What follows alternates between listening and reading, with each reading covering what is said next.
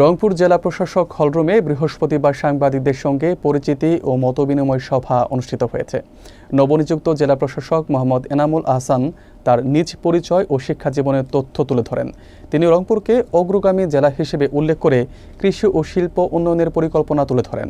সাংবাদিকদের সঙ্গে সমন্বয় করে জেলার উন্নয়নমূলক কর্মকাণ্ডে অংশ নিতে আগ্রহী তিনি। বিস্তারিত দেখুন জুয়েল মজহারুলের প্রতিবেদনে। রংপুরে নবনিযুক্ত জেলা প্রশাসক মোহাম্মদ এনামুল আহসান বৃহস্পতিবার সাংবাদিকদের সঙ্গে পরিচিতি ও মতবিনিময় সভায় অংশ নেন।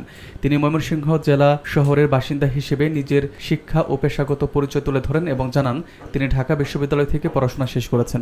সভায় তিনি রংপুর জেলার অগ্রগতির প্রশংসা করে শহীদ আবু সাইদের স্মৃতিচারণ করেন। তিনি বলেন, রংপুরে কৃষিক্ষেত্রে ইতোমধ্যে উল্লেখযোগ্য অগ্রগতি হয়েছে, তবে শিল্পক্ষেত্রে একমাত্র শ্যামপুরে সুগার মিলের পুনর্চালু করা প্রয়োজন, যার জন্য তিনি সুষ্ঠু পদক্ষেপ গ্রহণ করবেন। জেলা প্রশাসক সাংবাদিকদের সঙ্গে সমন্বয় করে উন্নয়নমূলক কাজে অংশ নিতে আগ্রহী এবং জনগণের সেবক হয়ে দায়িত্ব পালন করতে চান। তিনি সাংবাদিকদের বৈষম্যহীন পরিবেশে কাজ করার সুযোগ নিশ্চিত করতে জেলা পিআইডির সহযোগিতা নিয়ে সুষ্ঠু বাছাই প্রক্রিয়া পরিচালনার আশ্বাস দেন। এছাড়া প্রেস কাউন্সিল ও প্রেস ইনস্টিটিউটের বিভিন্ন প্রশিক্ষণ কর্মশালার মাধ্যমে দক্ষ সাংবাদিক তৈরির বিষয়েও গুরুত্ব আরোপ করেন। সভায় অতিরিক্ত জেলা প্রশাসক রাজস্ব মোহাম্মদ আবু সাইদ সহ অন্যান্য প্রশাসনিক কর্মকর্তা উপস্থিত ছিলেন। জেলা প্রশাসকের এই উদ্যোগ সাংবাদিকদের মধ্যে নতুন উদ্দীপনা সৃষ্টি করেছে এবং রংপুরের উন্নয়ন কর্মকাণ্ডে তাদের সক্রিয় অংশগ্রহণ নিশ্চিত করবে।